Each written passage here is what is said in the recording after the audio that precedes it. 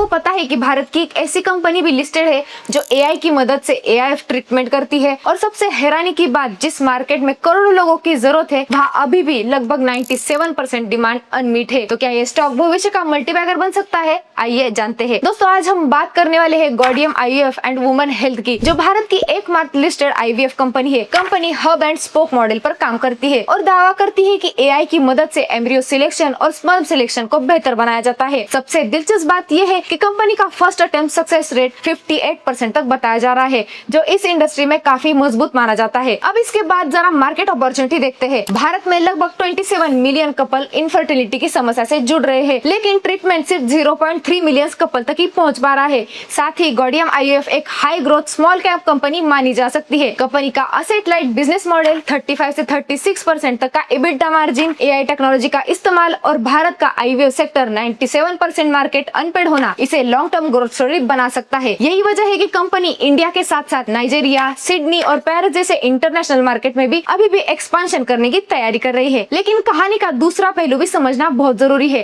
Company का track record अभी भी लंबा नहीं है और रिसीवेबल्स बढ़ना एक रिस्क माना जा सकता है। हालांकि इन्वेस्टर्स को वैल्यूएशन, रिसीवेबल्स, एक्सपेंशन, एग्जीक्यूशन और लिस्टेड हिस्ट्री कम होने जैसे रिस्क पर भी नजर रखनी चाहिए। इसीलिए ये स्टॉक भविष्य में एक अपॉर्चुनिटी जरूर बन सकता है, लेकिन इन्वेस्टमेंट से पहले फाइनेंशियल और क्वार्टरली रिजल्ट का एनालिसिस करना भी बेहद जरूरी है। तो सवाल ये है कि क्या इतनी बड़ी मार्केट अपॉर्चुनिटी और एआई टेक्नोलॉजी इस कंपनी को आने वाले समय में बड़ी ग्रोथ स्टोरी बना सकता है? अपनी राय हमें कमेंट करके जरूर बताएं। और हाँ, याद रखिए, कभी भी किसी भी स्टॉक में इन्वेस्ट करने से पहले अपनी खुद की रिसर्च करना बहुत जरूरी है। और ऐसी मार्केट के इंटरेस्टिंग स्टोरीज और अपडेट्स जानने के लिए SKTA को जरूर सब्सक्राइब करें।